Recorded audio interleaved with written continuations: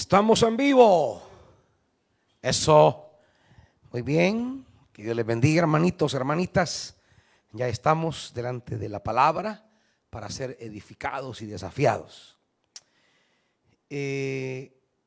Ya está con fecha prácticamente establecido el volvernos a reunir. Está en discusión si será fase 2, fase 3, no se ponen de acuerdo porque ni siquiera sabemos qué ley se va a aplicar, si la del Ejecutivo o la del Legislativo. Como parecen niños berrinchudos los dos, ¿verdad? Como que fueran cipotes. Pareciera que no estamos ante gente seria. El capricho de bichitos domina a los dos poderes. Ninguno de los dos fue capaz de obedecer la orden que se les dio. La sala ordenó a los dos poderes ponerse de acuerdo, sentarse primero. Pásame, hermano Nelson, aquí, siéntese. Sentarse, ponerse de acuerdo y crear una ley para beneficiar al pueblo. Pero claro, como parecen esposos que se están divorciando, peleando por los bienes y por los hijos. Y al igual que un matrimonio, en sus pleitos salen perjudicados los hijos, igual aquí. La población saldrá perjudicada de la arrogancia de los dos poderes. No es solamente uno, de los dos poderes. Ninguno de los dos puede justificarse ante la orden que se dio. En un gobierno como el nuestro, un gobierno de tres poderes, hay leyes, hay principios, hay normativas, hay un Estado de Derecho y las cosas tienen que hacerse conforme a derecho, si no se rompe el orden constitucional. Y la palabra final en asuntos de leyes, para ver la armonía entre los decretos, las leyes y la Constitución, esa autoridad la tiene la sala. Así se lo confiere la Constitución. Así que hay que respetar el orden. Y si la sala dijo, se me sientan y concertan un decreto, una ley que beneficia al pueblo, pues eso tenían que hacer. No hay que andarle buscando tres pies al gato. Pero, ¿qué tenemos? ¿Qué ha resultado esto? La gente cree que al no haber cuarentena se acabó la pandemia. No hay conciencia de que la pandemia continúa y por tanto la población tiene que mantener siempre las normas de salubridad.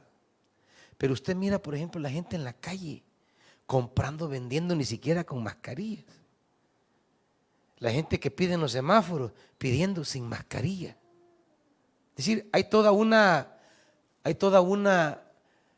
descuido colectivo. ¿Fruto de qué?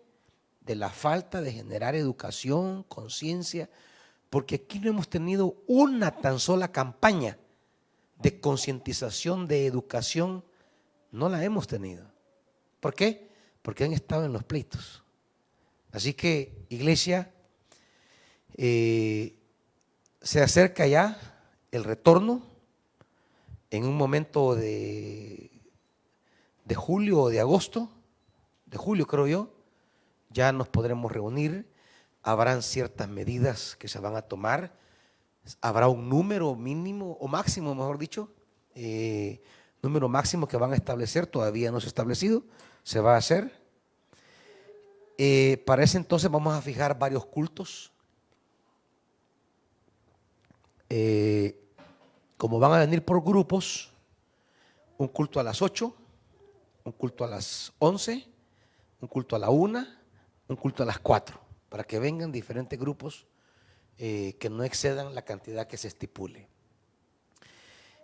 Así que a preservar las normativas, aunque no exista una ley en este momento que de verdad tenga legalidad, existencia jurídica, no significa que vamos a relajar los cuidados. ¿Estamos? Hay cosas que me preocupan sobre eso de regresar a la iglesia, fíjense, hermanitos. Una de las cosas que me preocupa son las sillas, No sé si las sillas van a aguantar a muchos hermanitos que yo veo en las fotos de cuarentena que se han reventado, hermanitos. Yo ahí veo unas fotos, hermanitos. Libras de amor. Y uno ve hermanitas que eran unos bracitos que así, chicos, parecen lonjas, tremendas postas. Entonces yo digo, me van a fregar las sillas, hermanitos. ¿Qué significa que vamos a conseguir sillones ya? ¿Verdad? Así que yo les recomiendo, hermanos, que en el tiempito que queda de volvernos a reunir, rebajen, hermanitos. Hermanitas, rebajen. Yo ahí miro unas fotos que subieron hace poquito allá de gente. ¿Por dónde tienen esas fotos, vos? ¿De qué zona venían? No, hermano.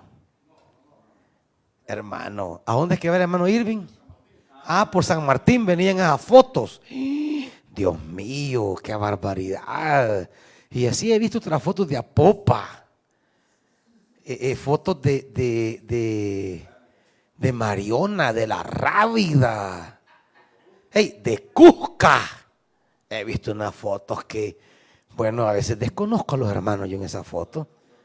Hermanas que ya no, yo digo, bueno, ¿y ella quién es? Digo yo, pastor, es la hermana tal, me dice. No, no puede ser ella. Si era así, sí, pastor, pero la cuarentena, mírenme, no paraba de mover el diente. Así que, hermanitos, a mí me preocupan esas cosas porque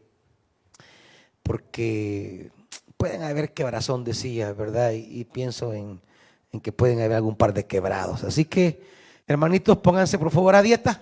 Hermanitas, pónganse a dieta, cierren un poco la trituradora y hagan ejercicio, hermanitos. ¿Oyen? Así que a los que están aquí los veo igual. Hermano Alfredo, bienvenido. Su esposa, hermana Sonia, bienvenido. Yo no creo que sean, no están normales. El hermano ya estaba cholito, ¿verdad? Él siempre ha sido así. Aquí como hemos estado en ayuno y oración, miren, nos mantenemos, va. Porque aquí el clamor no ha faltado. El ayuno no ha faltado, ¿verdad? Hagan ayunos, que eso ayuda a fortalecer el sistema inmunológico, ¿verdad? Descansen un poco la panza. Bien, antes de la palabra, el hermano Walter Carrillo y Walter Miranda Carrillo y Carla Sánchez de Miranda quieren presentar a su hijo Enoc Eliseo. Miren qué nombre más bonito. Yo digo que pasen por aquí, hermanitos. Pasen. Perdón. Del hermano Enoc, hermano Carrillo. Mire qué interesante el nombre que han elegido para su bebé, que ya tiene 6 meses. Y miren, este hermano es de cuarentena, ¿ve? Este hermano es ejemplo de lo que estoy hablando. Miren qué cachechote, qué lindo, mi amor.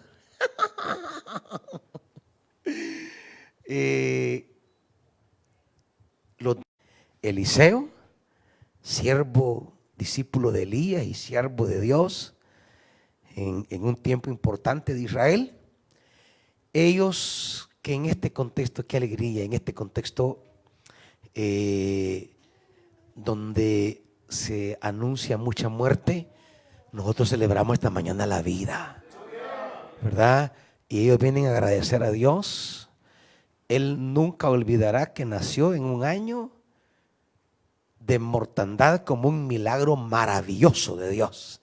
Testimonio de los papás. Sí, Dios les bendiga, hermanos. En este día hemos decidido presentarle al Señor a nuestro hijo, ya que es una gran bendición para nosotros como padres en estos momentos difíciles, quizás de escasez, de tantas necesidades que se pueden venir en la vida, pero reconocemos que en la santa misericordia de Dios, Él es bueno, pues Amén. aquí está sano, gracias a Dios, nació sano y pues hemos venido hoy a presentárselo al Señor y créanme que mi matrimonio no es el mejor, pero Dios en su infinita misericordia, Él hace las cosas y las hace bien. Pues le hemos venido a presentar a Enoch. Créanme que el nombre no lo agarré en la calle, no lo agarré en el supermercado, en ningún lugar. Lo Amén. agarré en la Betania. Aleluya. Aquí. El nombre que yo elegí para mi hijo lo escuché aquí, en la Betania. De la boca del siervo, a la letra de la palabra. Pues, y yo le agradezco a Dios porque Él es bueno, pues, y aquí estamos. Y como va a hablar mi esposo.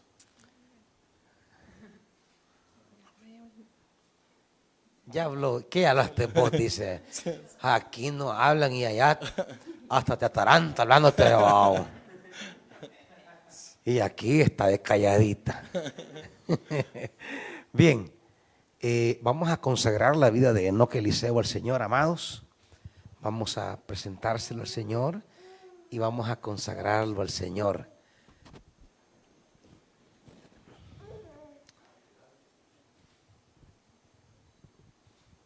Hola, muñeco. Derramamos este aceite en signo de consagrarlo como siervo de Dios. Hoy vamos a orar. Padre, celebramos esta mañana la vida. Walter y Carla quieren reconocer tu bondad. Quieren proclamar tu misericordia. Porque les has dado un bebé saludable, precioso, pero que ahora no solo quieren que sea saludable y precioso, sino consagrado para ti. Y hoy, como ministro del Evangelio, como tu siervo Dios, presento ante ti a Enoch Eliseo y te digo, Padre, recíbelo como siervo. Como presentaron sus padres a Samuel, y tú un día le hablaste y lo convertiste en tu ministro. Ahora Dios toma a Enoch Eliseo y úsalo para tu gloria. Ruego que sus padres sean verdaderos maestros de la palabra para él. Lo bendecimos con las palabras del libro de Números. Jehová te bendiga y te guarde. Jehová haga resplandecer su rostro sobre ti y tenga de ti misericordia. Jehová alce sobre ti su rostro y ponga en ti paz. Amén. Gloria a Dios.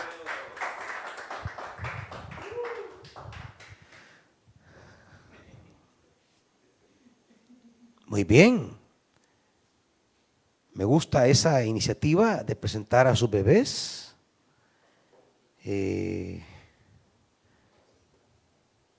¿Estamos ya listos ahí? ¿Cuántos van ya? Bueno, démosle entonces. Tomaremos esta mañana una porción de la Escritura en el Evangelio según Lucas capítulo 14. Hoy hubo un buen movimiento de personas en la calle a quien el rey te mandó a llamar, le sirvió con todas las medidas señaladas, pero se hizo un trabajo con ellos. Lucas capítulo 14.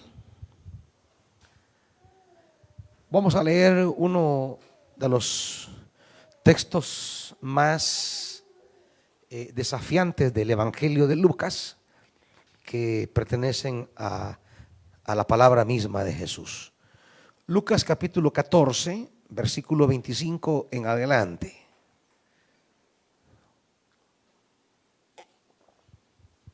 Dice así la escritura, Lucas 14, 25, grandes multitudes seguían a Jesús.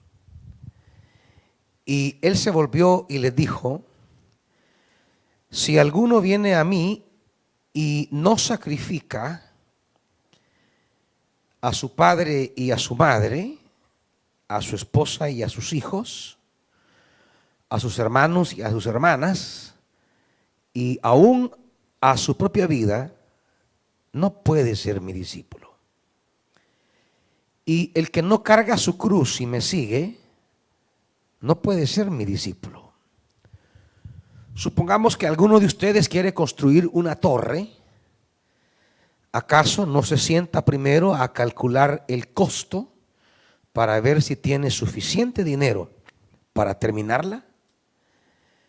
Si echa los cimientos y no puede terminarla, todos los que la vean comenzarán a burlarse de él y dirán, este hombre ya no pudo terminar lo que comenzó a construir. O supongamos que un rey está a punto de ir a la guerra contra otro rey. ¿Acaso no se sienta primero a calcular si con 10,000 hombres puede enfrentarse al que viene con él con 20,000? Si no puede, enviará una delegación mientras el otro todavía está lejos para pedir condiciones de paz. De la misma manera, cualquiera de ustedes que no renuncie a todos sus bienes no puede ser mi discípulo. La sal es buena, pero si se vuelve insípida, ¿cómo recuperará el sabor? No sirve ni para la tierra ni para el abono, hay que tirarla fuera. El que tenga oídos para oír, que oiga. Padre, esta mañana queremos tener oídos para oír. Queremos que tu buena palabra hable a nuestra vida. Desafíe nuestra vida, marque nuestra iglesia y a todos los que escuchen un día esta palabra. Espíritu Santo, vuelve a vibrar en nosotros las palabras mismas de Jesús y desafíanos en el nombre de Jesús. Amén. Siéntese. Cuando quiera venir, hermano Alfredo, a dar una palabra, coordínense con el pastor Daniel y así como el pastor Mario y ellos dos que predican aquí. ¿Oí? Bien.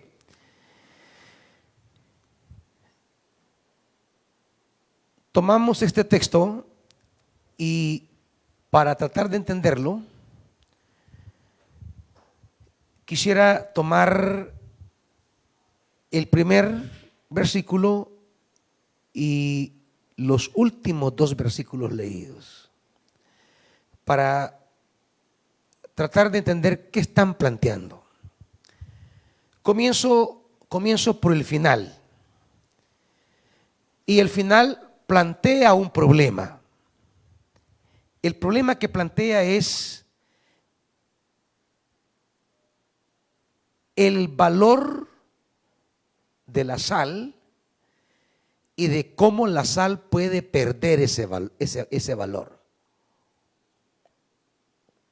La sal es buena, pero si se vuelve insípida, ¿cómo recuperará el sabor? La insipidez de la sal, la inutilidad de la sal. Llega a ser tan inútil que dice el 35, no sirve para la tierra, ni dice para el estercolero. Aquí no hay que confundir las dos cosas. No sirve para la tierra porque con la sal ustedes saben que se matan muchas cosas. Los que alguna vez hemos sembrado, ¿se acuerdan cuando los frijoles se llenaban de ligosas? Y uno iba mata por mata buscando ligosas y poniéndole sal, ¿verdad? En todo el territorio sembrado de frijoles. Porque la sal siempre ha tenido una función en la siembra. Y en muchos casos ha servido para abonos. Pero el griego dice literalmente ni para la tierra ni para el estercolero. ¿Y qué es el estercolero? Es el recipiente del estiércol. Es el continente del estiércol. El recipiente del estiércol. Imagínense hasta dónde llega Jesús a decir: cuando la sal pierde su sabor, ni siquiera para estar en el estiércol sirve. O sea, la imagen es bien fuerte. Digo, para aquellos que piensan que Jesús no era mero ofensivo, ¿verdad?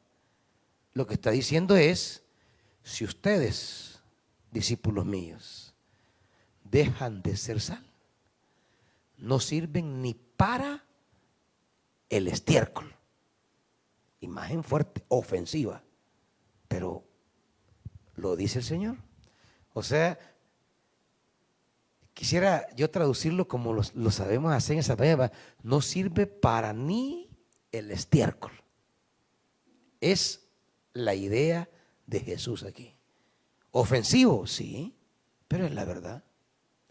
O sea, si usted y yo un día perdemos la utilidad por la que Dios nos tiene en la tierra, no servimos ni para lo más bajo, que es el estiércol. Entonces, la imagen es fuerte. Si usted y yo perdemos nuestra función como hombres y mujeres de Dios, ya sabe a qué nivel hemos llegado. Peor, por lo menos, el estercolero sirve para el estiércol, pero nosotros no serviríamos ni para el estercolero, hermanitos. O sea, yo sé que la imagen es fuerte, ofensiva, pero es el Evangelio. Así que deje de estar con sensibilidades y mejor preocúpese por preguntarse si aún siguen manteniendo el sabor. Esa debe ser su preocupación. ¿Estoy manteniendo el sabor? ¿Estoy cumpliendo la función que me asignaron? ¿O he perdido el sabor? Así que el pasaje se cierra con esa dura advertencia. La total inutilidad, esterilidad y fracaso. No servimos para nada entonces. Yo creo que esto debería de afligirnos mucho el corazón, hermanitos, porque si perdemos nuestra vocación, nuestro llamado, nuestra utilidad como instrumentos de Dios, como medios de gracia para los demás, si hemos perdido ya nuestro lugar en los asuntos del reino, como hemos venido hablando en los mensajes anteriores, si los negocios de la vida nos absorbieron y nos alejaron de las cosas del Padre, hermanos, nuestra condición es triste, es lamentable. Eso es lo que nos refleja el 34 y el 35. Ahora, la gran pregunta es: ¿y cómo es que podemos perder el sabor? ¿Cómo es que se pierde el sabor? ¿Cuál es? ¿Cómo recuperamos el sabor o cómo preservamos el sabor? El primer versículo parece ser una luz para indicarnos el por qué se pierde el sabor. Parece ser esa señal que nos indica de la pérdida del sabor. ¿Y qué dice el 25? Grandes multitudes seguían a Jesús. ¿Cuál es el problema que creo que señala el versículo primero? La pérdida de sabor tiene relación con la masificación de seguir a Jesús. La masificación. Quiere decir que hay una relación estrecha entre la masificación de la iglesia y la pérdida del sabor. Grandes multitudes pueden echar a perder el sabor en la iglesia. Pongámosle atención a esto en momentos donde la iglesia cree que los grandes números son sinónimo de éxito evangelizador. Nos enorgullecemos porque ya representamos un 47% de la población. Recientemente salió una estadística donde a nivel latinoamericano se reflejaba el descenso del catolicismo y el aumento de la iglesia evangélica. Que en miembros militantes la iglesia evangélica superaba ya a la iglesia católica y el descenso católico era alarmante para ellos. Cuidado con creer que eso significa éxito. Cuidado con creer que eso significa haber hecho la obra de Dios. No confundamos las cosas. Y aquí Jesús va a poner los puntos en las íes. No es que renunciamos a que todos conozcan a Jesús. No es que renunciamos a predicar la palabra a tiempo y fuera de tiempo. No renunciamos a nada de eso. Pero debemos tener claro que la misión no es cuestión de números. El éxito de la misión no es cuestión de estadísticas.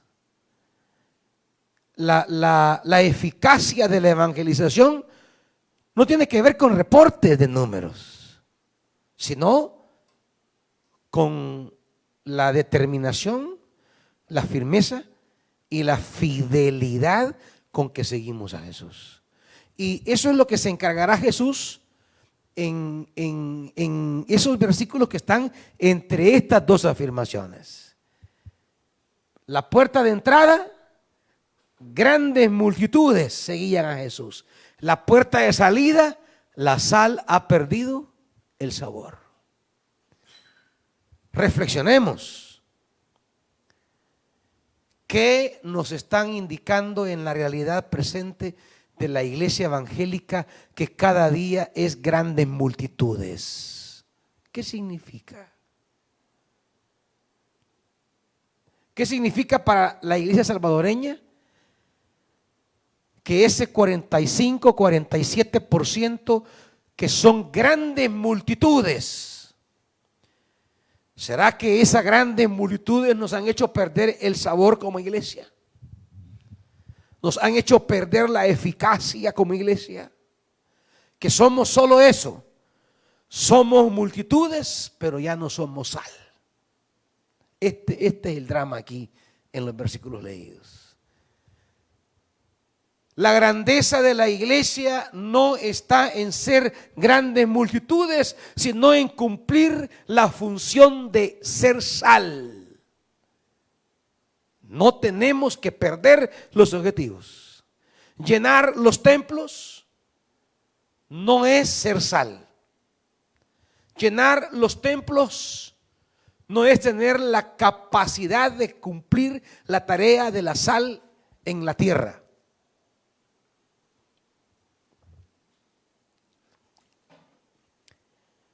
Diferentes religiones pueden llenar templos. Llenar templos no es ni ha sido exclusividad de la iglesia evangélica. Llenar templos no ha sido patrimonio de la iglesia evangélica. Si grandes multitudes fuera indicio de éxito, vayan a la India cuando van a bautizarse al río. Su ceremonia, vayan a la India. son millones de gente. ¿Acaso ser millones? Los hindúes, que son dos cosas diferentes. La gente confunde y dice, miren los hindúes.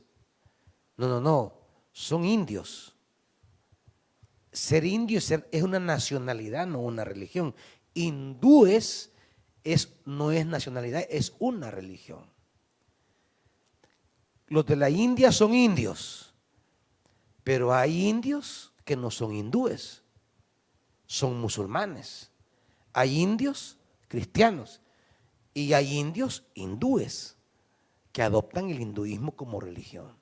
Y son millones de millones. Si no, vean los chinos y sus religiones, son millones de millones. Vean los musulmanes, millones de millones. Tener grandes multitudes, a veces en lugar de contribuir a la fidelidad de la misión, la complica y se pierde la calidad. Es aún en lo material lo que pasa. Ustedes saben cómo la fabricación en masa restó calidad a la fabricación manual. Usted sabe que lo manual es de muchísima más calidad. Lo tejido a mano, lo hecho a mano. ¿Por qué? Porque eso lleva un trabajo mucho más lento, mucho más dedicado, mucho más perfeccionado y tiene mucha más calidad y durabilidad. Lo que se hace en serie, en masa, eso usted se pone el zapato y al día siguiente se le rompió ya. ¿Por qué? Porque la producción en masa quita calidad. Eso es lo que está aquí en el texto. El evangelista,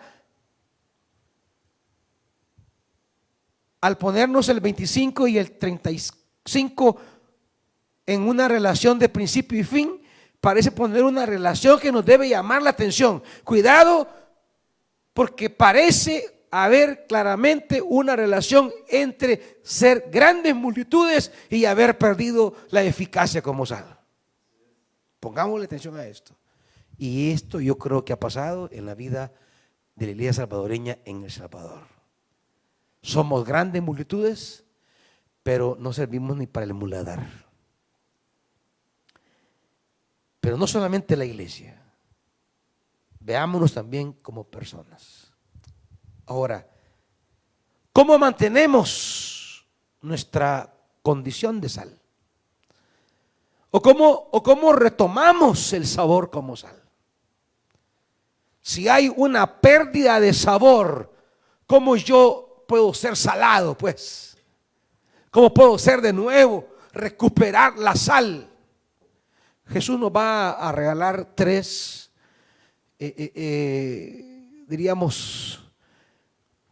criterios, tres experiencias que deben ser parte de nuestra vida para poder prevalecer en la naturaleza de sal que debemos tener.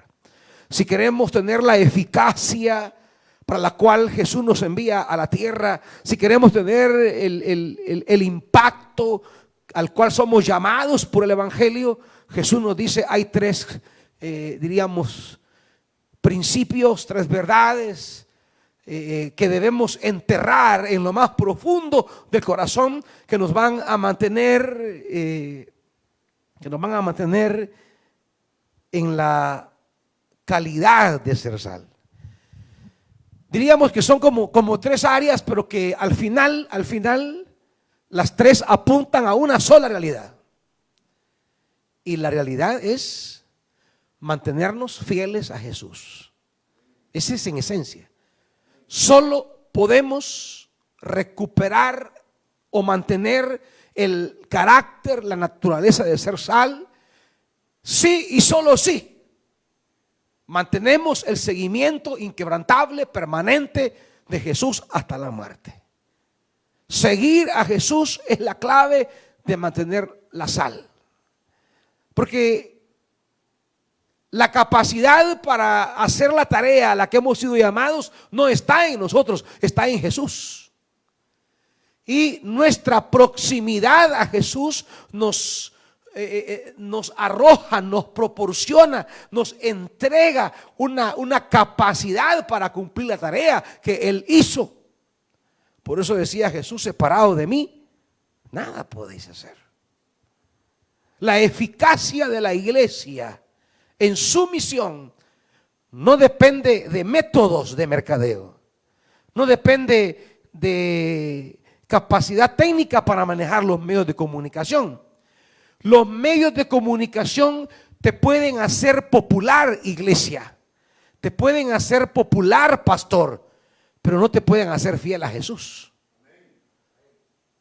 Si buscas popularidad, bueno, quédate con los medios de comunicación y vive engañado creyendo que popularidad es sinónimo de fidelidad. Y así están engañadas muchas iglesias y muchos pastores.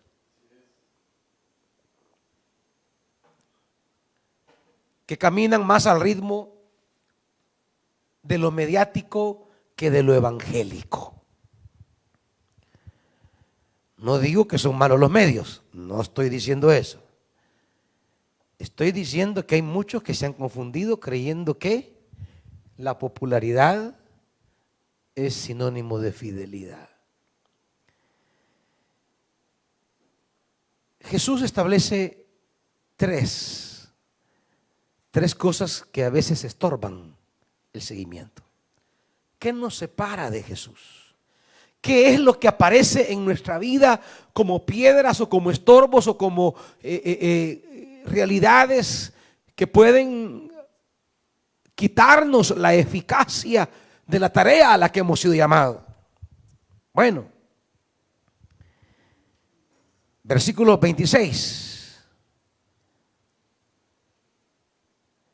Si alguno viene a mí, literalmente, como dice la Reina Valera, debe ser leído: si alguno viene a mí y no odia a su padre, a su madre, a su esposa, a sus hijos, a sus hermanos y a sus hermanas, y aún a su propia vida, no puede ser mi discípulo. Primer círculo que interfiere en el seguimiento a Jesús, y por tanto, si yo me separo de Jesús, de su vocación, de su llamado, de aquello que Él me encomendó, pierdo mi eficacia, pierdo el sabor, me vuelvo insípido y de cara al reino ya no sirvo para nada. ¿Cuál es el primer componente que afecta? El componente de las personas, el círculo de la gente que amamos, el círculo de las personas que son valiosas para nosotros. Cuando dice la Reina Valera: si alguno viene a mí y no odia, usted debe entender que esa es una frase que los hebreos usaban como frase comparativa. Por eso el sentido no es de odiar en el modo psicológico interno de los sentimientos. No, es la manera comparativa en que el hebreo decía amar más, amar menos. Ellos no tenían ese juego de palabras como nosotros, y entonces decían amar, odiar. Como dice el Señor en Romanos 9:13, a Jacob amé, a Esaú odié o aborrecí. ¿Qué está diciendo Dios? Que Dios odia. No. Lo que está hablando es: yo elegí a Jacob y no elegí a Esaú. Es una manera hebrea de hablar para señalar preferencia. una escala de valores y de prioridades. ¿Qué es lo más importante?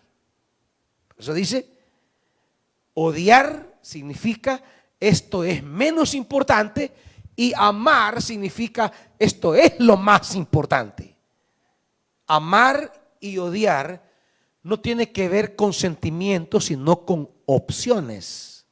Tiene que ver con decisiones. Por eso en la Biblia el amor no es un sentimiento, sino una decisión. El amor no entra en el campo sentimental, sino en el campo de la voluntad. El amor se elige. Es una realidad consciente. Y consciente de todo lo que implica el ser amado, pero se elige amar. Y cuando dice odiar, significa elijo no amar. En el sentido de que esto no es por lo que yo opto en mi vida. Por eso dirá aquel pasaje de Génesis 29:31, cuando Dios vio que Lea era la odiada y Raquel era la amada. No es que Jacob odiara a Lea. No, el texto significa Jacob prefería a Raquel antes que a Lea. Ese es el sentido del texto bíblico. Pero claro, a veces tomarlo al pie de la letra, como muchos quieren agarrar la Biblia, no tiene sentido. El texto hay siempre que interpretarlo. ¿Quiénes son entonces los que aparecen en el horizonte como personas que en un determinado momento pueden interferir la marcha, el seguimiento de Jesús? La familia. A veces el papá, aquí hay como bloques, ¿verdad? Por eso dice a su padre y a su madre, primer bloque, primer grupo de personas. ¿A cuántos el papá y la mamá interfirieron seguir a Jesucristo? ¿Cuántas mamás y papás estorban el seguimiento de sus hijos a Jesucristo? Y los hijos a veces, por ese respeto y amor que le tienen al padre, terminan dejando el llamado, terminan dejando el ministerio, terminan dejando la vocación, terminan dejando el don que les ha sido entregado, por no contradecir, por no ofender, por no irrespetar al papá o a la mamá. Ese primer círculo familiar de este elemento primero es bien fuerte, es bien incidente, ya sea por obediencia o por amor a los padres. A veces vamos y renunciamos al sagrado llamado. Es decir, no es que los padres no sean importantes, pero entre los padres y Jesús, quiere decir Jesús, no puede haber ningún tipo de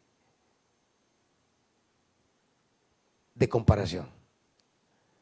No hay, como dice aquel, no hay nada que pensar. Jesús es nuestra opción. Por muchos que amemos a los papás, seguir a Jesús debe ser nuestra prioridad. Gente que demuestre en la vida el optar radicalmente por Jesús por encima de los padres, esa gente nunca va a perder el sabor. Porque ha hecho elecciones en donde ha preferido a Jesús por encima de un nexo que es fuerte en nosotros, los padres. Es un nexo fuerte. Pero cuando usted ha entendido que Jesús está por encima de sus padres, usted ya no habrá nada que lo aparte de seguir a Jesucristo. cuide a sus padres, ámelos, respételos, pero el día que haya un conflicto insalvable entre las exigencias de sus padres que le impiden seguir a Jesús, usted tiene para el discípulo la esposa y los hijos. Otro círculo bien fuerte. ¿Cuántos han dejado de seguir a Jesús por la esposa? ¿Cuántos han dejado de seguir a Jesús por el esposo? Porque el cónyuge es alguien que incide muchísimo en las personas. El esposo en la esposa, la esposa en el esposo. Cuando usted ya tiene claro que por encima de su esposa, pero claro, si usted todavía está considerando seguir a Jesús, servir a Jesús, porque el esposo es un problema, la esposa es un problema, yo le voy a decir algo. El hombre, la mujer que le ama, sabrá entender que Jesús es más importante que él o que ella. Y que usted ame a Jesús más que a él es más importante. Usted, esposo, debe entender que su esposa debe amar a Jesús por encima suyo. Y usted, esposa, debe entender que su esposo debe amar a Jesús por encima suyo. Y los dos deben entender que deben amar más a Jesús que a sí mismos. Pero si hay un cónyuge que está queriendo evitar el seguimiento de Jesús en el otro, eso no va a ir a ninguna parte. Hoy le está poniendo de excusa esto, mañana otra cosa, al final van a terminar separados y usted va a terminar sin seguir a Jesús. Cosas que ya hemos visto hasta la saciedad para muchas personas. No, es que yo quiero llevar la fiesta en paz. ¿Cuál fiesta? Para empezar son perros y gatos y no hay fiesta. Yo le voy a decir algo. Si usted se mantiene fiel a Jesús por encima de su mujer o de su marido, lo que yo le voy a decir es que Jesús va a hacer una labor de traer a su cónyuge al camino de Jesús. No va a ser fácil. Va a tener que esperar, aguantar, luchar, batallar y demostrarle a Jesús que de verdad Él es lo primero. Digo porque hay quienes aman más a su mujer que a Jesucristo. Aman más a su marido que al Señor. Aman más a sus hijos que servir a Dios. Miren, ¿cuánto valen los hijos para nosotros? Ustedes saben que con gusto podemos dar la vida por un hijo. Pero aún con todo y eso, hermanitos, no podemos amarlos más que amar a Jesucristo. No podemos amarlos más que servir a Jesucristo. Hay muchos padres, tengan cuidado, hablan de sus hijos como que fueran sus dioses. Cuidado. No son sus dioses. Y dejen de estarlos posesionando como que son suyos para siempre. No. Son prestaditos y ya van a tomar su camino. Dejen de estarse metiendo en la cabeza que son para siempre. No, sus hijos los va a tener un tiempo, nada más. Y usted solamente los va a preparar para la vida. Usted no los debe preparar para que esté con usted siempre. Los debe preparar para que cuando alcen el vuelo les vaya bien en la vida. Y les quiero decir que nos vamos a quedar solos. Y acostúmbrese y entienda eso.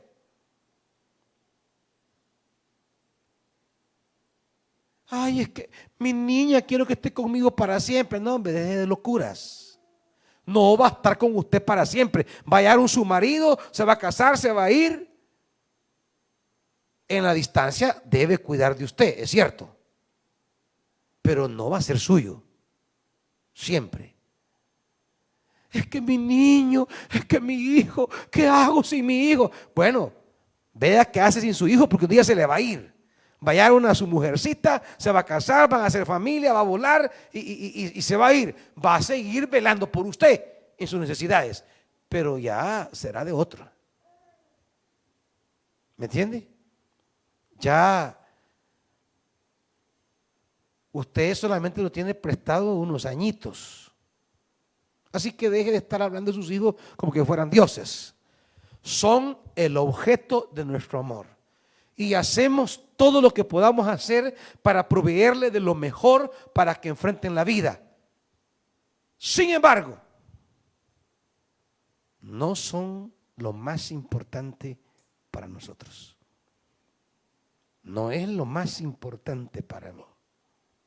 Digo porque hay papás que hablan, ay, es que mi hijo es lo más importante en mi vida. Tengan cuidado, porque no van a ser discípulos de Jesús. Quiere decir que su hijo puede apartarlo, ya sea por tenerlo o un día ya no tenerlo.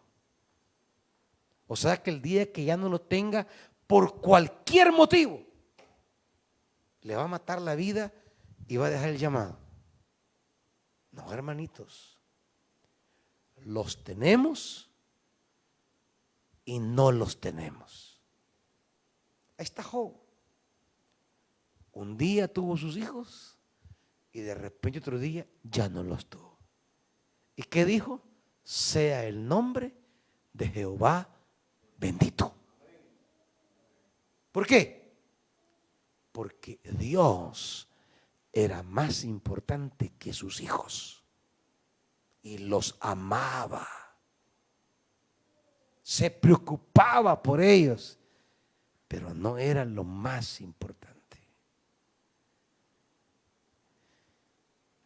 ¿Cuántos dejan el llamado por su mujer, por su marido o por sus hijos? Y hay otro grupo, sus hermanos y sus hermanas. ¿Cuántos dejamos a Jesús? Ya sea a causa de las hermanas o por culpa de las hermanas. Y en este campo quiero ser muy claro en el sentido eclesial del término hermanos y hermanas, porque la explicación que medio mundo da de por qué deja de servir es por los hermanos. Quiero traer al uso eclesial del término de hermanos y hermanas. Usted le pregunta a alguien, mire, ¿y qué le pasó? Es que el hermano tal, es que la hermana tal. O sea, nosotros ponemos a los hermanos como algo que se interpuso entre Jesús y nosotros, que se interpuso entre Dios y mi amado. Jesús dice, no podemos permitir que ni los hermanos ni las hermanas se interpongan en el seguimiento de Jesús. A mí no me llamaron los hermanos, me llamó Jesucristo. A mí no me llamaron las hermanas, me llamó Jesucristo. ¿Por qué entonces la tendencia a poner a los hermanos como causa de haber dejado de seguir a Jesús? Quiere decir que lo que ellos hacen o piensan tiene para mí más valor que lo que Jesús hizo y piensa para mí. Quiere decir que no hemos tenido muy claro y definido la escala de valores. Yo podría decirles, hermanos, a lo largo de mi vida, todo lo que he sufrido de hermanos y hermanas en la vida de la iglesia. Desde que uno comenzó a servir al Señor, desde que uno comenzó a predicar. Yo me acuerdo cuando era un bichito de 13 años Y yo recuerdo una vez que prediqué en la iglesia donde yo me reuní en Santiago de Tezacuangos. En una tarde me dieron la oportunidad y yo recuerdo que prediqué, y usted sabe qué puede un muchacho de 13 años decirle a una multitud de adultos. ¿Qué palabras va a usar? ¿Qué ideas va a desarrollar? ¿Qué exhortación puede dar si es un cipote? Prediqué y recuerdo que había un grupo de adultos burlándose de mi predicación, haciendo mofa de palabras que había usado, de cosas que había dicho. Y así comienza. Y a partir de ahí uno comienza en la vida del ministerio. Y los hermanos y hermanas van a hacer barbaridades con uno. Van a decir cosas que dañan, que lastiman, van a hacer cosas duras. Pero claro, si usted ha llegado a la convicción que a usted lo llamó Jesucristo, esos hermanitos que le complican la vida en la iglesia no van a ser motivo para que usted renuncie al santo llamado, porque Jesús es lo primero. Y finalmente, su propia vida. Va de los papás, esposa y hijos, hermanos, hermanas, y la propia vida. Preservar la propia vida ha hecho que muchos dejen a Jesús. No, yo debo buscar lo mío. Debo buscar mi vida. Debo ver qué hago con mi vida. Buscando nuestra vida, perdemos la vida de Jesús. Y no solamente por buscarla, sino también por preservarla en un momento en que hayan condiciones de persecución, condiciones de elegir entre Jesús y nuestra vida. Yo siempre me pregunto, con esto de las pandillas, tanto criteriado. Los criteriados demuestran que todos estos que andan ahí, que la raza, que mis panas, que mi, es paja. Cuando se pone su vida en la balanza, paja, velan por su vida y los demás valen chonca. ¿Y sabe cuál es el problema? Que si hay cristianos aquí, que cuando tiene que ver Jesucristo y nosotros, nos criteriamos con el mundo. Hay muchos criteriados. Hay muchos que se han criteriado con el mundo. Y se van a hablar de la iglesia como el criteriado va a hablar de la pandilla, ¿va? Y a hablar de todo lo que pasaba en la pandilla y con nombre. Así hay muchos criteriados que no lograron mantener la fidelidad al llamado divino.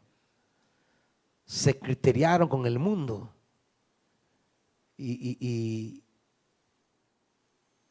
dejaron el santo llamado. Yo es una de las cosas que nunca he entendido, porque yo estoy claro, hermanitos, y se lo digo así: el día que lleguemos a una situación en la que mi fidelidad a Jesús y mi vida estén en la balanza, no dudaré jamás en ser fiel a Jesús, aunque me implique la cárcel o me implique la muerte. Son opciones, son decisiones, son determinaciones inquebrantables. Y de por medio están los papás, los hijos, la esposa, que en el momento juegan un rol muy importante, porque ellos no quisieran ni uno perderlos, ni ellos perderlo a uno. Y aquí traigo memoria de nuevo el tema de los mártires. El tema de los mártires que les decía en Historia Eclesiástica de Eusebio Cesarea.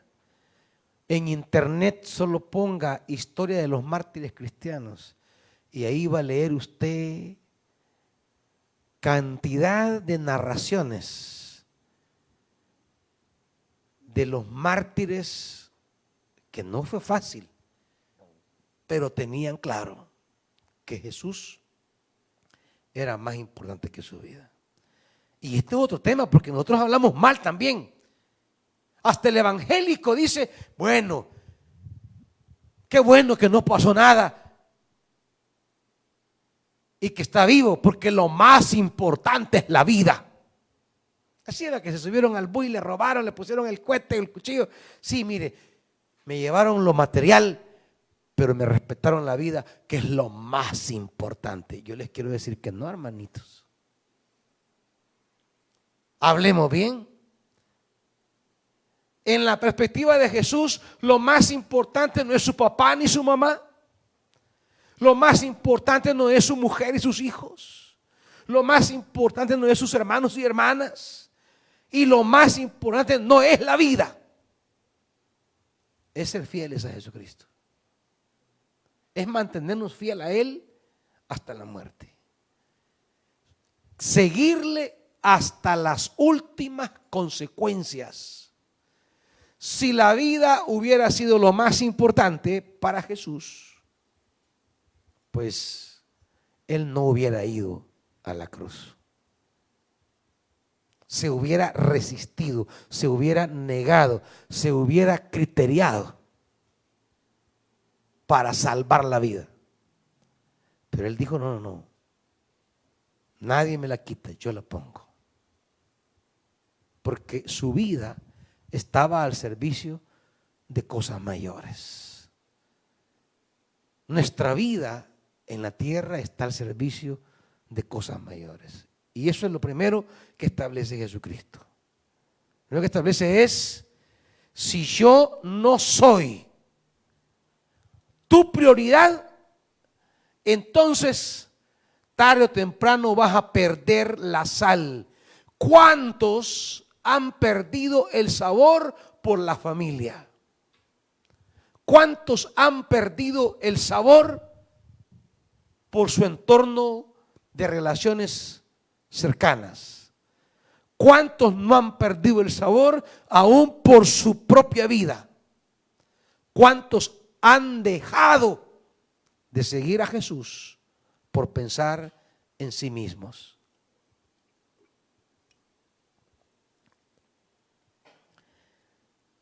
Ahí van las grandes multitudes. Y es como que Jesús se detiene, como dice el pasaje, Él se volvió. Jesús ve las multitudes, se da la vuelta y les habla. Y lo que les dice es como no es que Él no quiera que lo sigan, pero Él no quiere entusiastas. Él no quiere fans. El compromiso de muchos con Jesús hoy es el de los fans. Así como son fans de rockeros, de artistas, de futbolistas, así son fans de Jesús. Y todavía publican con esa, yo soy fans de Jesús. Los ídolos tienen fans.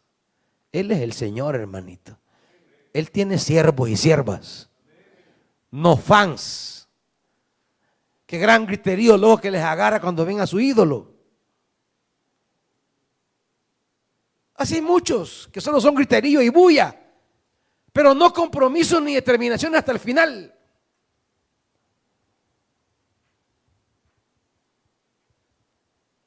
Jesús se detiene y quiere dejarles en claro que seguirle tiene ciertas implicaciones, que seguirle tiene ciertos propósitos y que se requieren ciertas decisiones, se requiere cierta jerarquía de valores, se requiere cierta determinación de vida, se requiere ciertos fundamentos.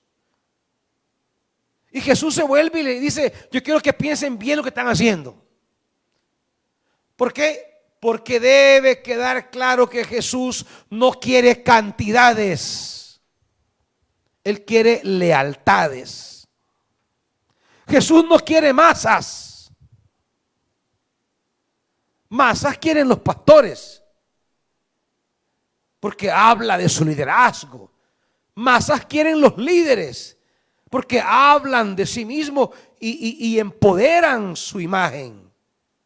Pero Jesús no está interesado en las masas, no está interesado en las multitudes.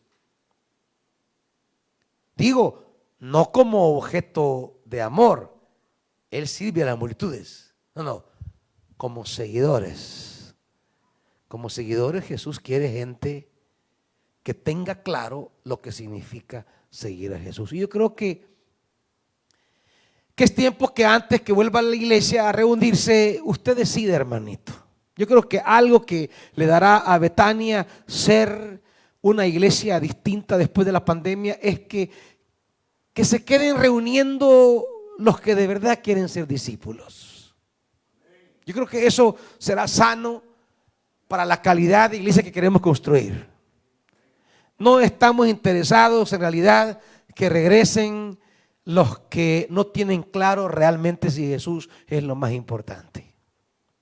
Y creo que es una buena oportunidad para que se vaya de la iglesia, hermanito.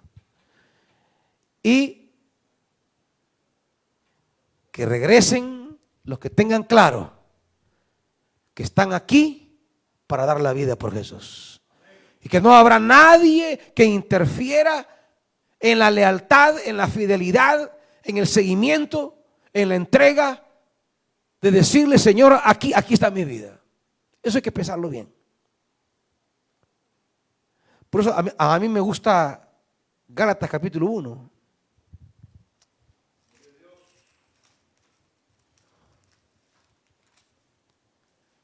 Gálatas 1.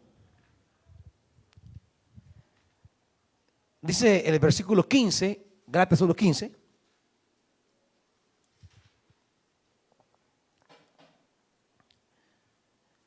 Sin embargo, 1:15 de Gálatas, ¿estamos ahí? Sin embargo, Dios me había apartado desde el vientre de mi madre y me llamó por su gracia cuando Él tuvo a bien revelarme a su Hijo para que yo lo predicara entre los gentiles. Pablo entiende su llamado. Es su llamado a predicar a Cristo entre los gentiles. Ahora, ¿qué dice él? Yo no consulté con nadie. ¿Qué hizo? Tampoco subí a Jerusalén para ver a los que eran apóstoles antes que yo, sino que fui de inmediato a Arabia, de donde luego regresé a Damasco, y después de 3 años subí a Jerusalén para visitar a Pedro y me quedé con él 15 días. No vi a ningún otro de los apóstoles, solo vi a Jacobo, el hermano del Señor. ¿Cuánto tiempo pasó Pablo entre la revelación de Jesús en el camino a Damasco y subir a Jerusalén para llegar al acuerdo de su llamado? 3 años. 3 años. ¿Y qué hizo en esos 3 años? Una cosa tengo claro yo. Pablo se retiró para entender qué es lo que implicaba lo que Jesús le había revelado. Entender y asumirlo. El reino no pertenece a entusiastas. ¿A quiénes me refiero con entusiastas? a los llamará de tusa, pues. ¿Usted ha visto la tusa cuando agarra fuego? Cuando desgranábamos el maíz ya seco, se recuerda, y la tusa y se le ponía fuego, y de repente, nada ya. No tiene permanencia. Es un fogón inmediato, pero que desaparece. Quizá usted no sabe de la tusa que le estoy hablando, cree que le estoy hablando de la tusa del reggaetón. No, hermanito.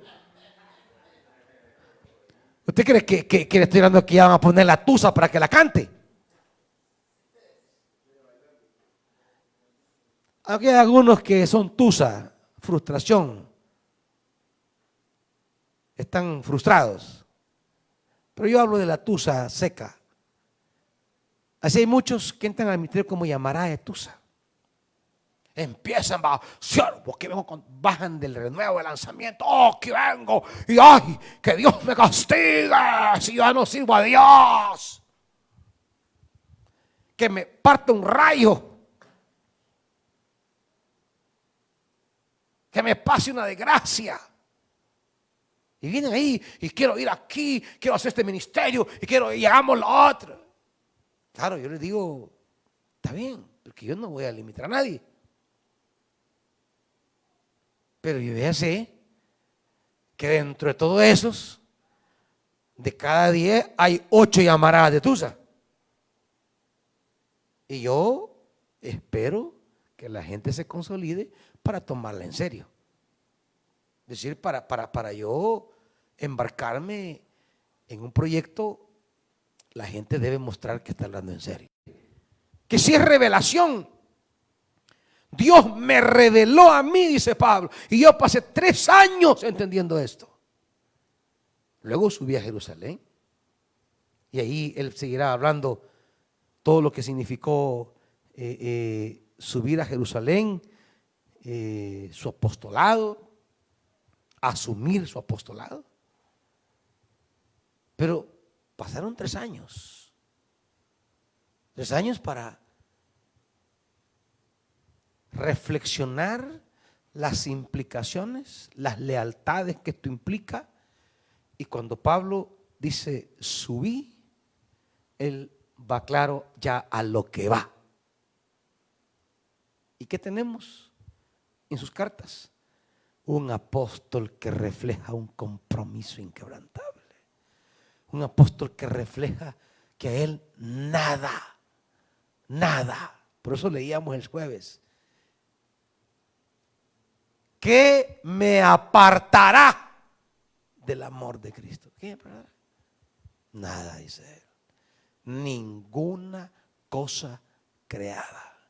Yo creo, hermanitos, que este es un buen tiempo de Dios para su vida, para que se pregunte si de verdad usted quiere tomar una vida cristiana en la cual está dispuesto, si se da la tensión entre Jesús y algún miembro de su familia o su propia vida, que usted diga, yo voy con Jesús hasta la muerte. Yo creo que es un buen tiempo. Digo esto para que regresemos a la casa los que queremos ser sal, no multitud. Lo que queremos impactar la comunidad, no amontonamiento de gente aquí. Tras que ya van a venir más gordos, imagínense, y tener el montón de amontonamiento aquí. No, sal, queremos sal. Gente que cuando regrese venga a decirle, Jesús, aquí estoy para tomar mi llamado. No vengo simplemente a congregarme, vengo a poner mi vida a tu servicio hasta la muerte. Y no habrá nada ni nadie que me aparte del santo llamado. Ni mi misma vida y todo lo que pasa en nuestra vida. Soledad, tristeza, escasez, abundancia, dolor, aflicción, persecución, lamento, estrechez. Y decir nada de esto, Dios, me va a apartar. Gente así queremos en en el renacer de Betania después de la pandemia. Gente que tenga claro, como Pablo, a mí me ha revelado Dios y he decidido tomar este desafío. He decidido ser obediente. Por eso siempre dirá, no fui obediente, no fui desobediente, dirá, a la revelación celestial. Y eso quiero yo de la gente que regrese. La gente que vuelva, que diga, el llamado es para mí lo fundamental. Así que si los veo de regreso, entenderé que han decidido tomar el camino de la fidelidad. Versículo 27, y el que no carga su cruz y me sigue, no puede ser mi discípulo. Hay una cruz que cargar. En esto me gusta mucho la narrativa de la crucifixión de Jesús, capítulo 23. Lucas justamente incluye en la narración a alguien que se convirtió en un discípulo y que pudo ser hasta el modelo que Lucas toma para hablar de tomar la cruz y seguir a Jesús. Dice 23, 26 de Lucas: cuando se lo llevaban, echaron mano de un tal Simón de Cirene que volvía del campo y le cargaron la cruz para que la llevara detrás de Jesús. Sin pensar, sin querer, Simón de Cirene toma su cruz y sigue a Jesús. Esto es lo maravilloso del discipulado. A veces andamos imaginando otros mundos, otras cosas, y Dios nos agarra, aquí está, sígame. Ahí estaban los pescadores con sus redes. Síganme. Seguir, tomar la cruz y seguir a Jesús.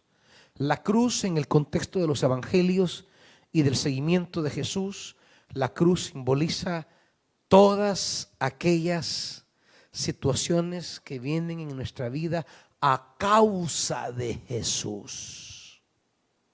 Cosas que yo no sufriría si yo no siguiera a Jesús.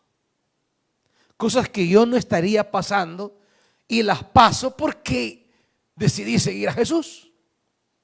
No son sufrimientos naturales. No son sufrimientos generales que todo el mundo padece. No. Son adversidades que vienen a nuestra vida por haber decidido seguir a Jesús. Pablo no tenía por qué regresar ciego a Damasco. Y una vez restaurado por Jesús, no tenía por qué salir como un ladrón por un muro escapando. Él tenía todo para entrar con poder, con autoridad y con libertad. Pero decidió seguir a Jesús y eso le cambió todo. Ya no era el imponente hombre que llevaba cartas y así. No. Hoy parecía un prófugo. ¿Qué es eso? La cruz.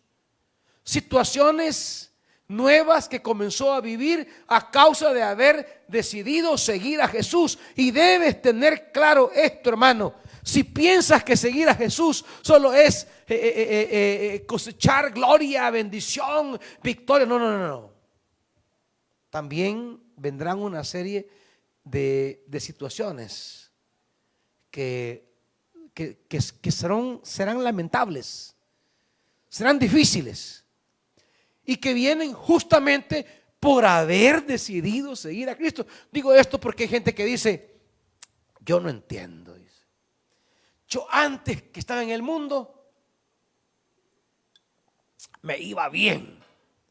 Hoy que decido seguir a Jesús me está yendo mal. Como quien dice, mejor para qué sigo a Jesús. Debes tener claro que si están pasando cosas que no te pasaron cuando estabas en el mundo y que te pasan hoy, que sigues a Jesús, es porque Jesús te está llevando en un camino de formación. Y parte de esa formación es que va a apartar situaciones en las que creías, vivías, confiabas y a veces el camino se va a poner difícil. Pero es por haber decidido seguir a Jesús. ¿Qué significa eso? Bueno, lo tomo, es mi cruz, sigo a Jesús. No dejo la cruz. No, la tomo y sigo a Jesús. Seguir a Jesús implica de manera definitiva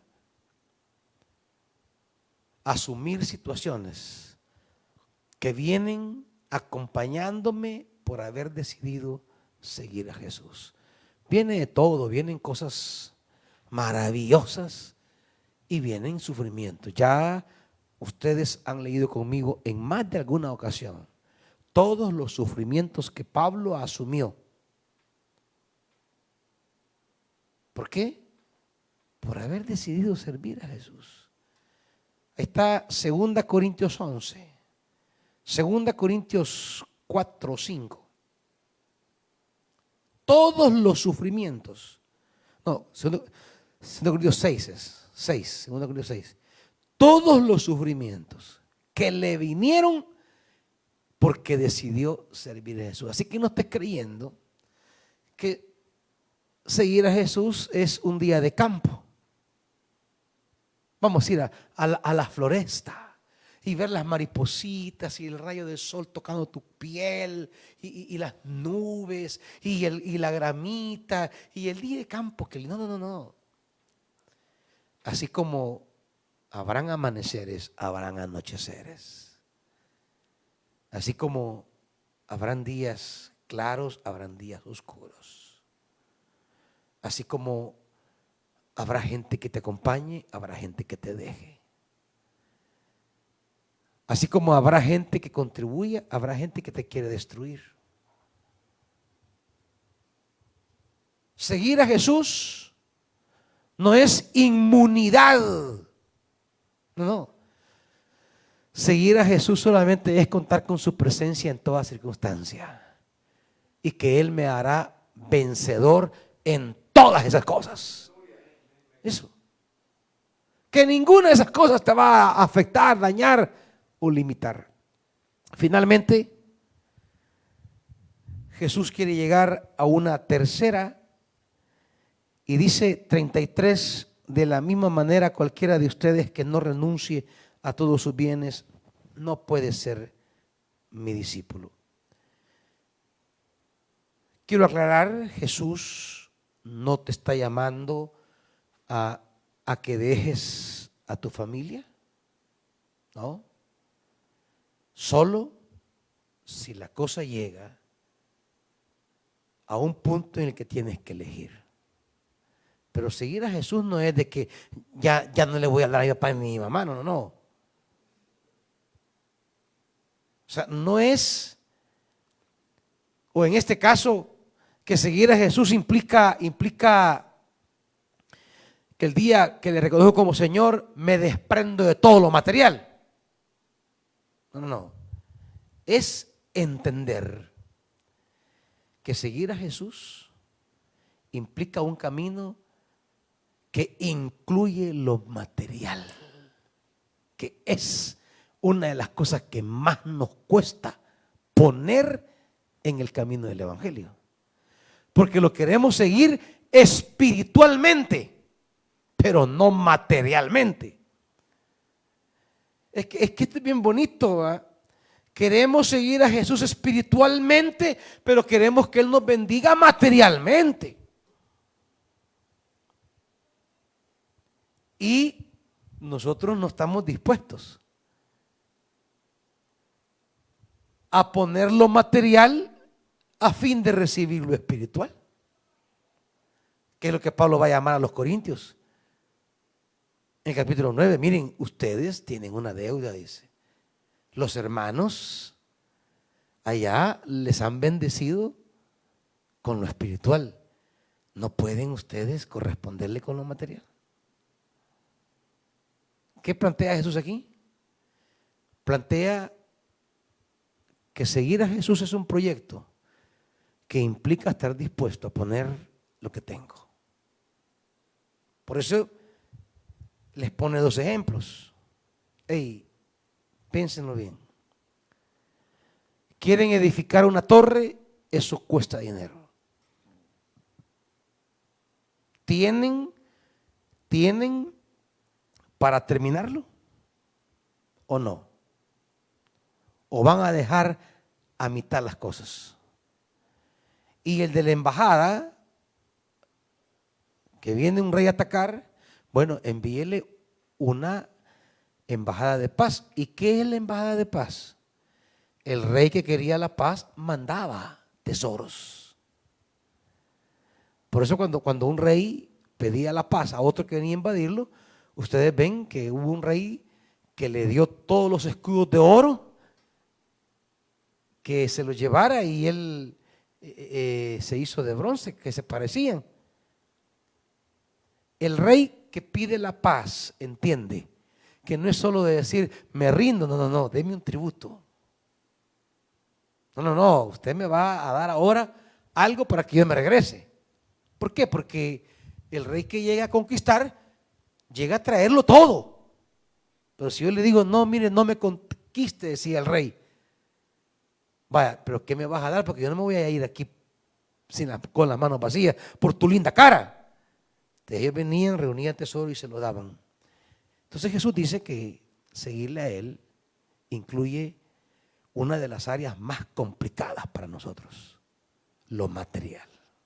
Es una de las cosas más difíciles. Más difíciles porque lo material tiene algo que nos cambia la mente. Mire, hay familias, no, nosotros nos amamos, nos cuidamos. De repente entra en la escena algo material y comienzan como chuchos y gatos a pelear por lo material.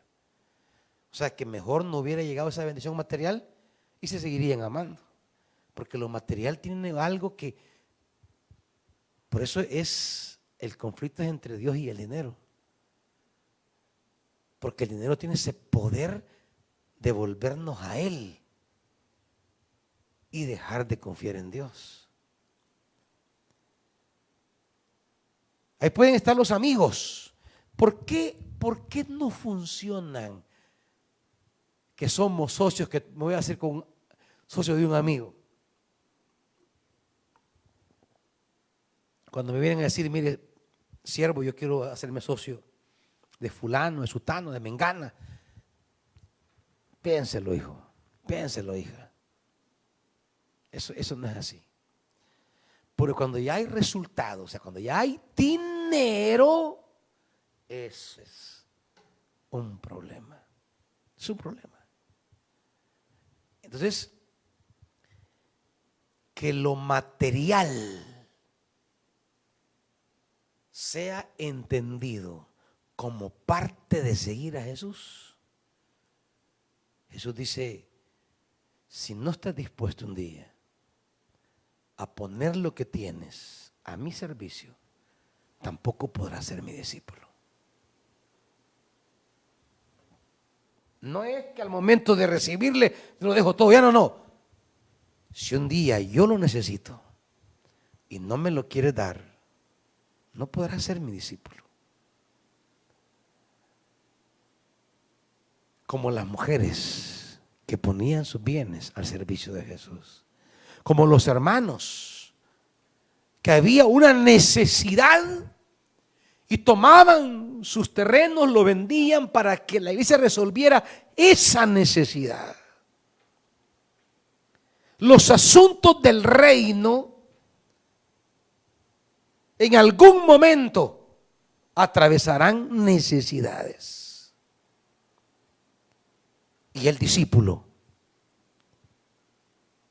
debe tener la convicción, la libertad, la generosidad de decir: Señor, si tu Espíritu me ha puesto esto, bueno, no es fácil para mí, pero por ti no hay problema. Pero claro, el tema de lo material es complicado. Ya lo plantean cuando la iglesia va a entrar, cuando el pueblo de Dios va a entrar en procesos nuevos. Muchos pierden la bendición por no entender el rol de lo material. Fue con Acán en la entrada a la tierra prometida, con Ananías y Zafira en la entrada de la iglesia a una nueva dimensión. Cuando Ananías y Zafira tenían ahí el terreno, sí, lo vamos a dar, está bueno. Y de repente hallaron a alguien que se los pagó bien. Y cuando ven la maquete pisto, ya se ve diferente la cosa, porque no se ve lo mismo el terreno ahí que ya es convertido en billete.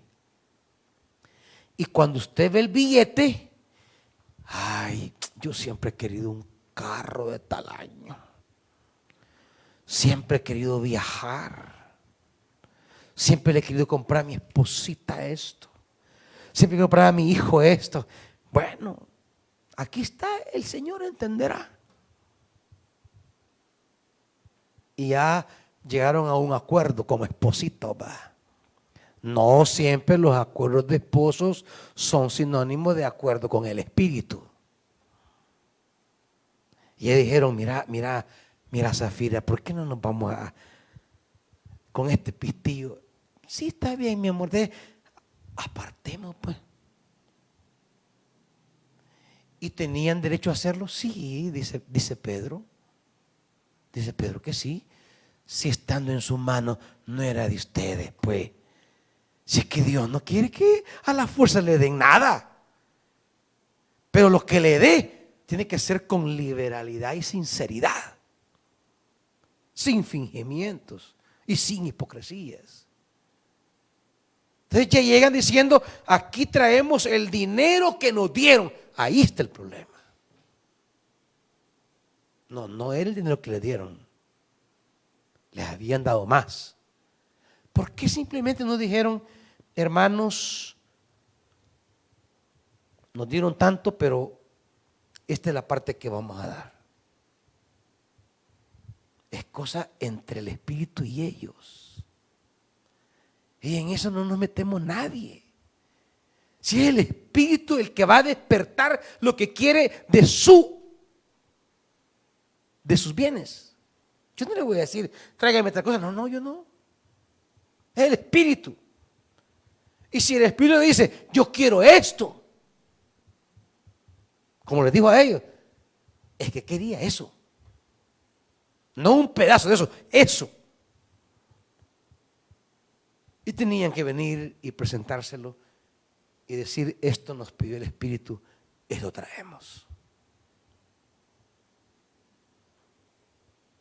Si la materialidad no entiendes que es parte en un momento de tu seguimiento de Jesús, muchos llegan a perder el seguimiento a Jesús porque Jesús les pide cosas y no se las dan.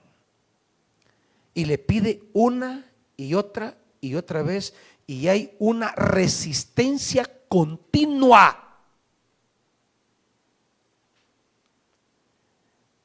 Y lo segundo que llega a afectar en el tema de la materialidad es que muchos ven a quién se lo dan. Este es el problema. La iglesia primitiva deja bien en claro que traían y lo ponían a los pies de los apóstoles. Y claro, si usted le ve la cara a los apóstoles, más de algunos le va a caer mal. O van a decir: este Pedro, a ver qué onda con el billete que le traje. Y este Pedro de repente veo que ¿Qué agarró para Cesarea? ¿Y de dónde sacó el pisto? Yo de repente veo que Juancito ahí agarró para Samaria. ¿Y de dónde? Y comienzan los procesos humanos a interferir. La tarea suya como discípulo termina cuando usted lo presenta al Señor. Ahí termina su fidelidad. Hasta allí llega la preocupación de serle fiel al Señor. De ahí para allá, ya es Dios con los apóstoles.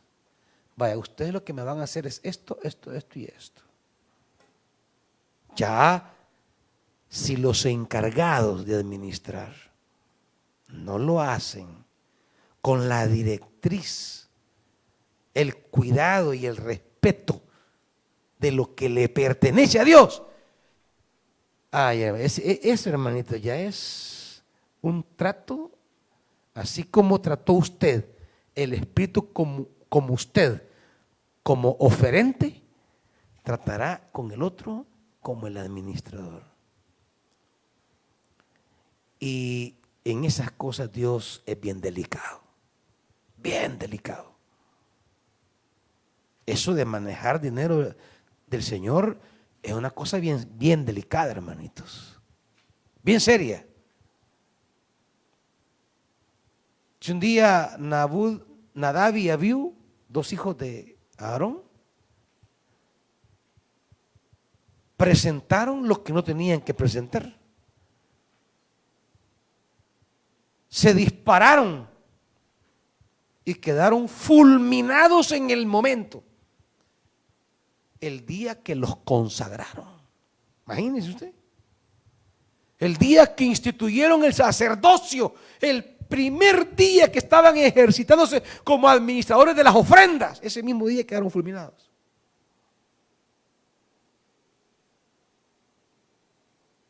Pero ese no debe ser su preocupación. Su preocupación es oír al Espíritu y obedecerlo. Bernabé tenía en Chipre una propiedad, necesitaba la iglesia y se la puso a los pies de los apóstoles y adiós, hermano, esto ya no es conmigo, yo ya hago lo que tengo que hacer.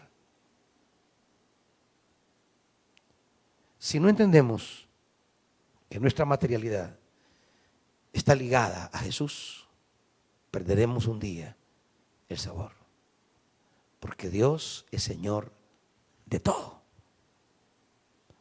Así que, hermanos y hermanas, yo quiero que regrese la gente que va a amar a Jesús por encima de cualquier otra realidad. Quiero que regrese la gente que tomará el seguimiento de Jesús hasta las últimas consecuencias, tomando su cruz. Y que regrese la gente que entienda que toda su materialidad está bajo el señorío de Jesucristo y que Él puede tomar de nosotros lo que Él quiera. De Jehová es el mundo y su plenitud. Y que, como le dice el profeta a aquel rey que ya había metido dinero en un proyecto humano, y el rey y el profeta le dice: yo no quiero que te metas en eso, pero ¿y qué hago con ese dinero que di? El profeta le dice: Dios te puede dar muchísimo más que eso.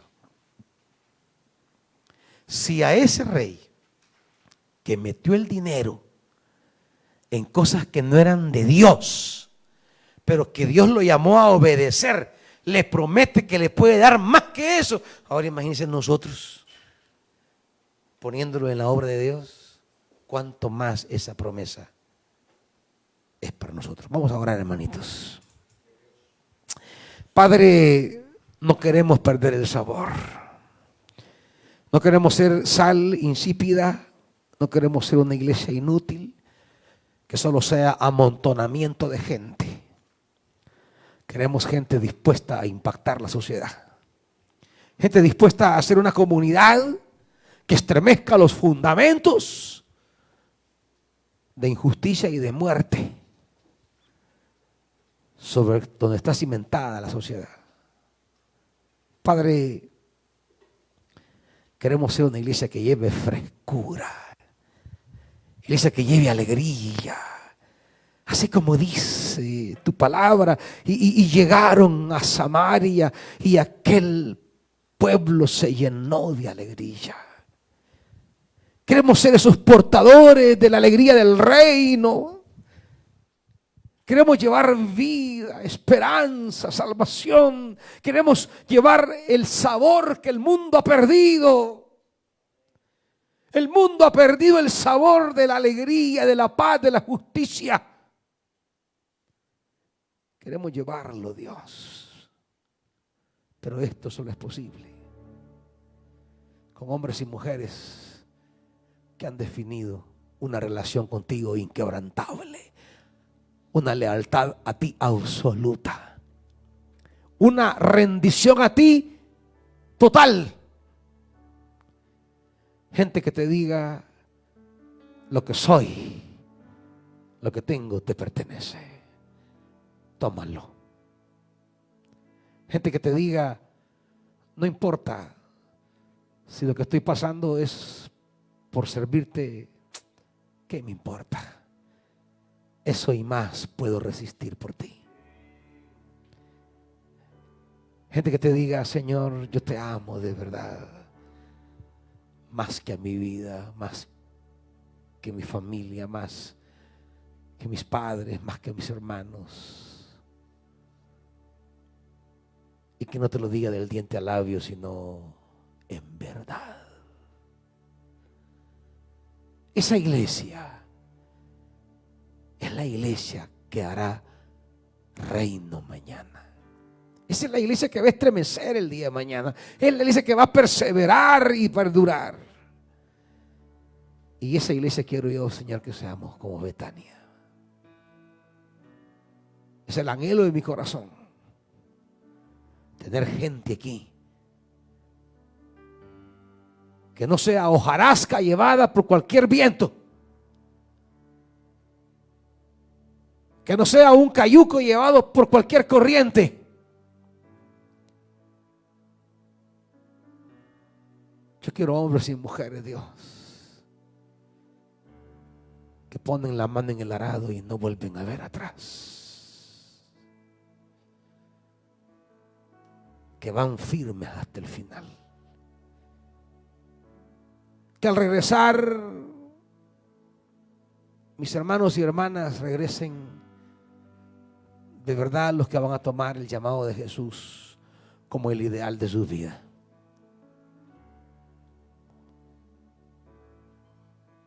Padre, tenga misericordia y ayúdenos a tener esta radicalidad, sin componendas, entrega absoluta. En el nombre de Jesús. Amén. Dios les bendiga, amados hermanos. Bienvenidos. Panchimalco, están en su casa.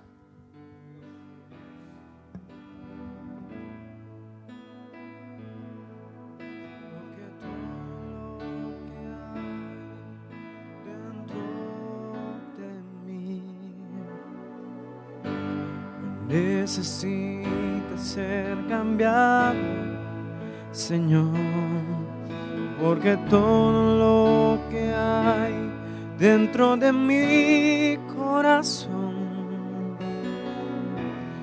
necesita más de ti,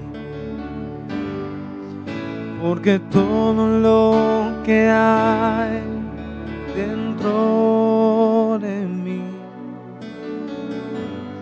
necesita ser cambiado, Señor, porque todo lo que hay dentro de mi corazón necesita más de ti. Necesita más de ti.